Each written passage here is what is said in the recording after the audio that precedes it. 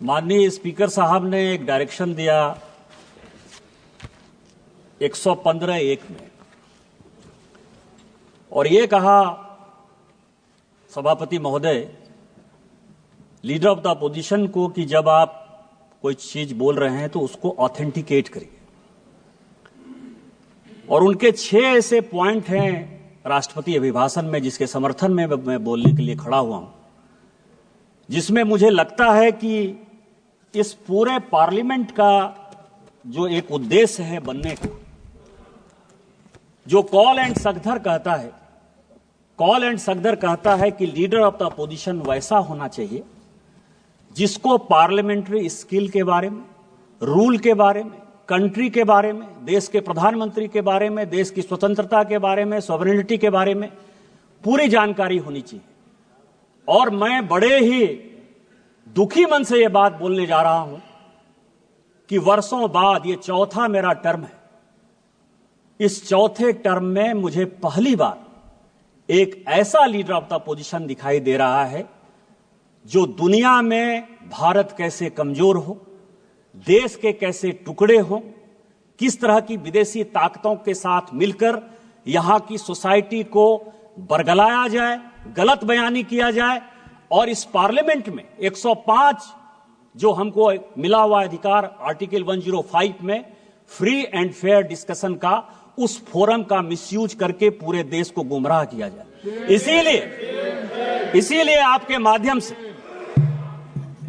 माध्यम से मेरा विपक्ष के नेता पर आरोप भी है और उनको चैलेंज भी है और आपसे आग्रह भी है सभापति महोदय कि मैं जितनी बातें कह रहा हूं उस सबको मैं ऑथेंटिकेट करूंगा। और यदि राहुल गांधी जी में, लीडर ऑफ द अपोजिशन में हिम्मत है तो वो सारी बातों को ऑथेंटिकेट करें, नहीं तो वो फ्लोर ऑफ द हाउस इस्तीफा दें। सबसे पहला सवाल उन्होंने 6 ऐसे पॉइंट के, मैं 6 विषय पर जो है आपके सामने और पूरे देश को ये बताना चाहता हूं। सबसे पहले उन्होंने कहा कि this phone is not made in India, this phone is assembled in India. और ऐसे करके जो है उन्होंने फोन दिखाया सर, ये फोन ऐसे दिखाया सर। अब आप समझिए सर, अपने दिल से जानिए पराये दिल का हाल। कांग्रेस ने इस देश को किस तरह से विदेशियों के हाथ गिरवी रख दिया, ये मैं कहानी बताना चाहता हूं। ये मैं पेपर लेकर आया हूं सभापति महोदय। ये ITA 1 जब चिदंबरम इस देश के वित्त मंत्री थे, चिदंबरम जी इस देश के कॉमर्स मिनिस्टर थे, 96-97 में इंटरनेशनल टेलीकॉम एग्रीमेंट ITA 1, ये पूरे देश को जानने का सवाल है। ITA 1 में उस वक्त केवल 14 कंट्री सिग्नेटरी थे। पूरी दुनिया में 195 कंट्री है। चाइना उस सिग्नेटरी नहीं था, उसका पार्ट नहीं था।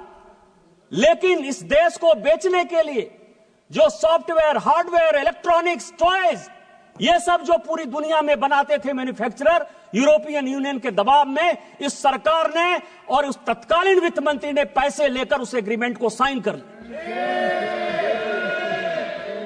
और क्या साइन कर लिया ITA 1? कहा कि कोई भी कंपोनेंट आप लेकर आ जाओ, कोई भी कंपोनेंट हार्डवेयर का, इलेक्ट्रॉनिक का, टॉय का, कोई भी लेकर आ जाओ, 0% ड्यूटी लगेगी, 0% ड्यूटी। और जब आप वो एग्रीमेंट साइन कर लिए, धीरे धीरे करके सभी चीजों पर 0% ड्यूटी हो गई। टॉय पर हम नंबर 1 हुआ करते थे, खिलौने सभी चाइनीज आ गए। जो ये मोबाइल है, ये मोबाइल चाइनीज आ गया, इसके जो इक्विपमेंट है वो चाइनीज आ गए। आपने जब देश को बेच दिया, संजोग से ये पीयूष गोयल जी आ गए, कॉमर्स मिनिस्टर हैं, तो रोपा पेड़ बबूल का आम कहां से हो? आपने देश को बेच दिया, गिरवी रख दिया। 2014 के बाद जब इस देश में माननीय प्रधानमंत्री बने, उन्होंने कहा मेक इन इंडिया को आगे करेंगे, हमारे देश में मैन्युफैक्चरिंग सेक्टर आगे जाएगा।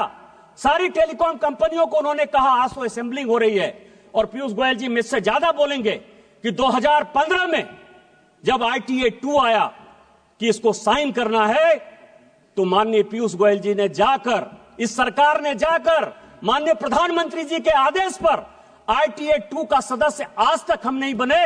और यही कारण है कि हम आज इस मोबाइल के नंबर 1 मैन्युफैक्चरर है।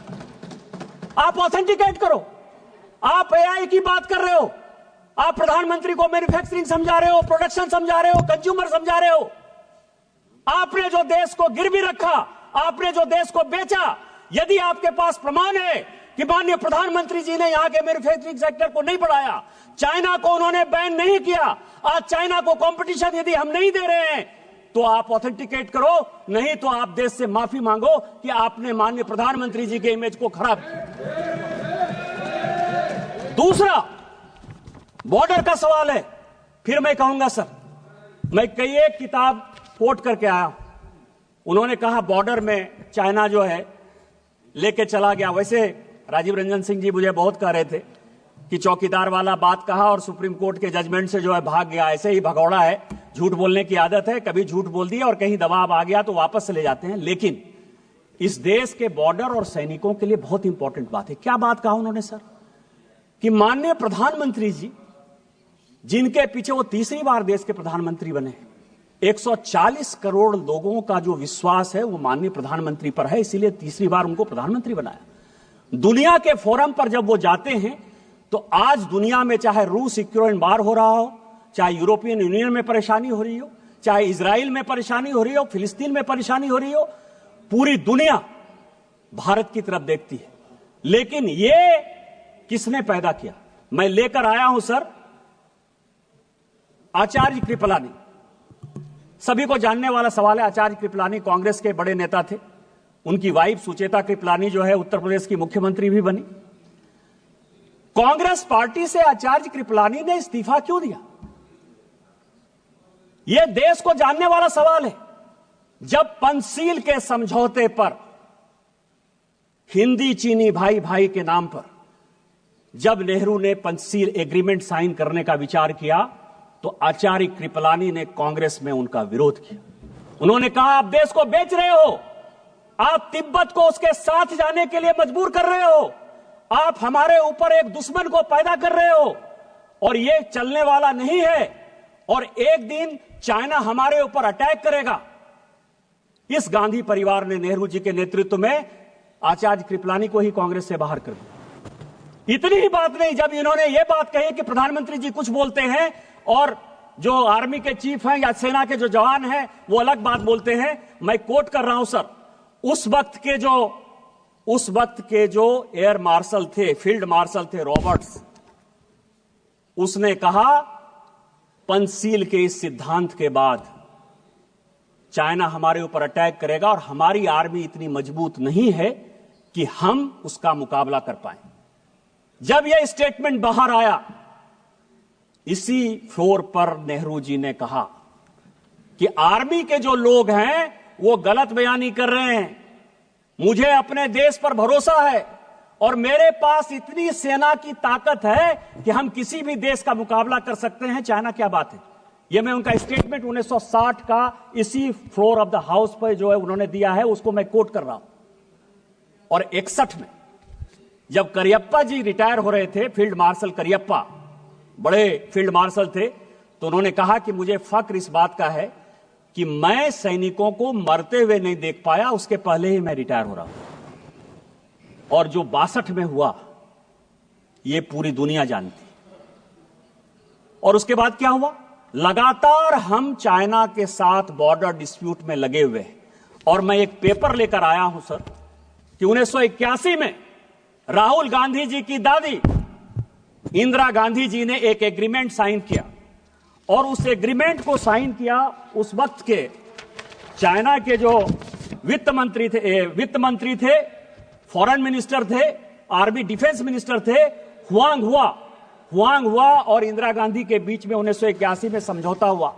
1981 से लेकर 1987 तक जब इनके पिताजी भी बन गए इस देश के प्रधानमंत्री, 8 बार चाइना के साथ बायलैटरल हमने जमीन के लिए, बॉर्डर के लिए लगातार मीटिंग की, जो फेल हुआ।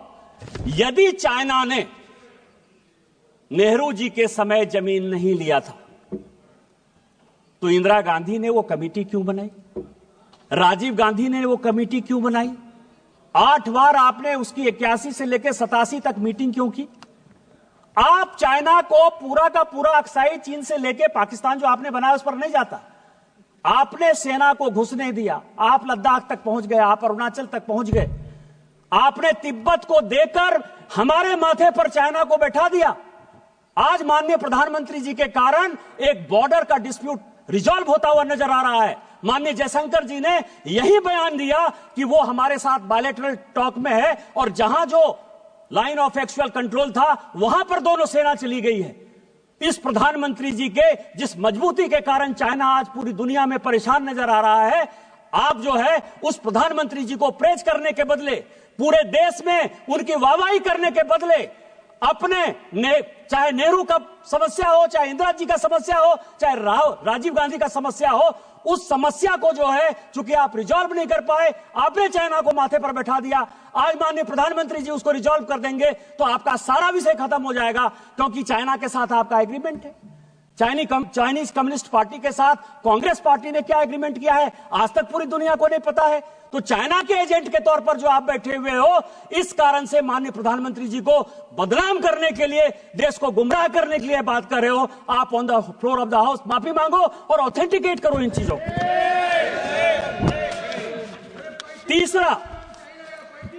तीसरा बात उन्होंने कहा सर जयशंकर जी के बारे में, अमेरिका के बारे में, कि हम जो है, जयशंकर जी लगातार जाते रहे कि माननीय प्रधानमंत्री जी कैसे जो है ट्रंप से मिलेंगे। आर्टिफिशियल इंटेलिजेंस की बात करते हो, कंप्यूटर की बात के 100वां साल जो है हम लोग अटल जी का बना रहे हैं। आपने अटल जी को भी कोट किया, मैं उनका बयान लेकर आ रहा हूं। उन्होंने क्या कहा सर? उन्होंने यह कहा कि कंप्यूटर का कोई बहुत बड़ा प्रभाव हमारे समाज में नहीं पड़ेगा। यही छोटा सा स्टेटमेंट है, यही उन्होंने भी कहा। फैक्ट है, कंप्यूटर का क्या इंपैक्ट पड़ा हमारे समाज में। आज अमेरिका में भी सॉफ्टवेयर में भारत के लोग ही तो मजबूत है ना, हमारा ही स्किल पावर जो है पूरी दुनिया में आगे है ना। यही बात तो कहा उन्होंने कि इससे रोजगार नहीं जाएगा, इससे रोजगार बढ़ेगा। आप उस जीवमृतात्मा देश के ऐसे प्रधानमंत्री जिनके बारे में आज भी पूरी दुनिया गर्व करती है और हम गर्व करते हैं कि भारतीय जनता पार्टी के वो प्रधानमंत्री थे, आप उनको भी नहीं छोड़ते हो। आज आर्टिफिशियल इंटेलिजेंस की आप बात करते हो। माननीय प्रधानमंत्री जी जब फरवरी में जा रहे हैं, कंप्यूटर हमारे यहां सभापति महोदय 1987-88 में आया, अमेरिका में कंप्यूटर 1960 के दशक में आया, यूके में कंप्यूटर 1960 के दशक में आया। 30 साल बाद तो आप कंप्यूटर ला पाए। कोरोना के वैक्सीन में भी माननीय प्रधानमंत्री जी ने दुनिया को दिखाया कि हम दुनिया के साथ कंधे से कंधा मिलाकर वैक्सीन बना सकते हैं, और हमने बनाया। और आज आर्टिफिशियल इंटेलिजेंस पर भी माननीय प्रधानमंत्री जी ने पूरी दुनिया को दिखाया कि जितना आप आगे होने की बात करते हो उससे ज्यादा हम हैं। और अभी माननीय प्रधानमंत्री जी के कहने पर अश्विनी वैष्णव जी का आया है कि जो चाइना का डीप सेक है उसको हम 6 महीने के अंदर समाप्त कर देंगे और हम उससे बढ़िया आर्टिफिशियल इंटेलिजेंस बनाएंगे।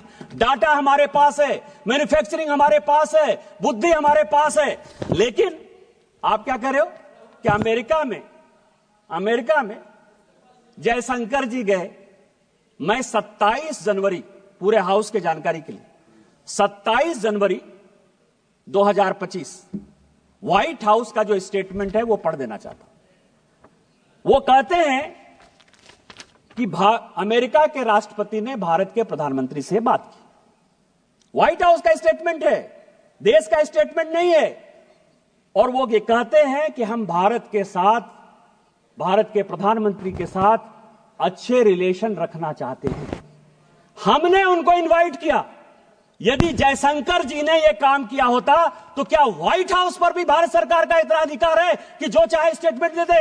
और यदि यह अधिकार जयशंकर जी और माननीय प्रधानमंत्री जी के कारण व्हाइट हाउस में भी है, तो इस देश को गर्व करना चाहिए कि हमने व्हाइट हाउस को भी कंट्रोल कर लिया। लेकिन फिर मैं कहूंगा समस्या कहां है? समस्या यह है सर कि अमेरिका में इनके पूरे परिवार के साथ रिलेशन खराब रहा। मैं अभी CIA की रिपोर्ट देख रहा था, 1971 की, 1972 की, 1973 की। वो ये कह रहा है कि भारत की इकोनॉमी रसातल में जा रही है। ये पाकिस्तान को अटैक करके जो है एक एक्सपेंशन के मोड में जाना चाहती है, लेकिन इसका अपना कुछ नहीं है। ये रूस के साथ मिलकर जाना चाहती है। और हम भारत को बैन करेंगे। और यह जो 71-72 का CIA का रिपोर्ट है, इसके कारण मैं आपको बताऊं कि इसी इंदिरा जी को 1982 में रोनाल्ड रीगन से जाकर माफी मांगनी पड़ी।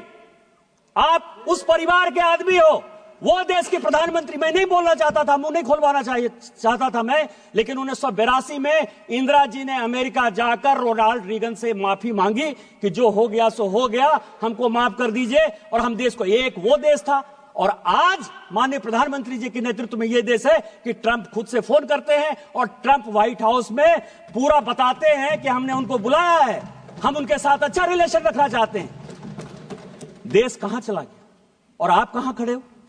तीसरा सवाल है सर, इन्होंने महाराष्ट्र इलेक्शन की बात की और चुनाव, चौथा पॉइंट सर, और इन्होंने इलेक्शन कमीशन के अपॉइंटमेंट की बात की, अपॉइंटमेंट की बात की सर।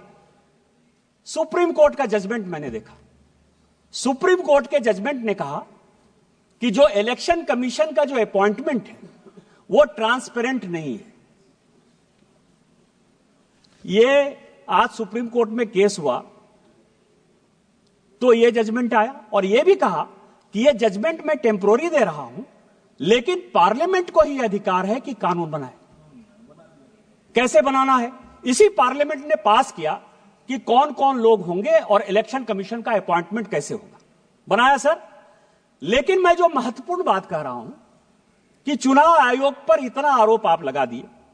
MS गिल चुनाव आयुक्त थे, मुख्य चुनाव आयुक्त थे, रिटायर हुए सर, कांग्रेस पार्टी के सदस्य हो गए, राज्यसभा से मेंबर हो गए और देश के मंत्री हो गए स्पोर्ट्स के।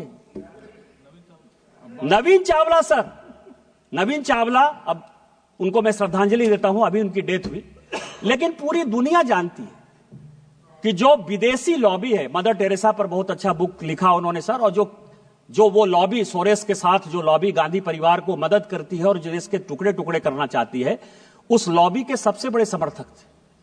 उस नवीन चावला को आपने, जो सेक्रेटरी एमपैनल नहीं था, जानकारी के लिए, उसको जबरदस्ती सेक्रेटरी एमपैनल कराया और सीधा चीफ इलेक्शन कमिश्नर बना दिया। आज यदि सुप्रीम कोर्ट के आदेश के बाद हम कानून चेंज करके लेकर आए और उसमें आप भी बैठोगे, पैनल हम देंगे, तो इसके पहले तो आपने कभी लीडर ऑफ द अपोजिशन को नहीं पूछा। जब तक 2014 तक सरकार रही, मैं राहुल गांधी जी, पूरी कांग्रेस पार्टी और पूरे विपक्ष को चैलेंज करता हूं कि आपने इलेक्शन कमिश्नर के अपॉइंटमेंट में, चीफ इलेक्शन कमिश्नर के अपॉइंटमेंट में एक बार भी किसी विपक्ष के आदमी से कंसल्ट किया है? आजादी के 1950 से लेकर 2014 तक आप अपने चपरासी को, अपरासी को, कार्यकर्ता को, जिसको आपने चाहा जो है इलेक्शन कमिश्नर बना दिया। 100 चूहे खाकर बिल्ली चली हज को। आज हम ट्रांसपेरेंसी के साथ आगे बढ़ रहे हैं और उसके बाद आप चुनाव पे जो ताकतें ऐसी हैं जो भारत की डेमोक्रेसी को कमजोर करना चाहती हैं, उन ताकतों के साथ मिलकर आपने जो है पूरा का पूरा महाराष्ट्र इलेक्शन का जो है हिसाब किताब दे दिया।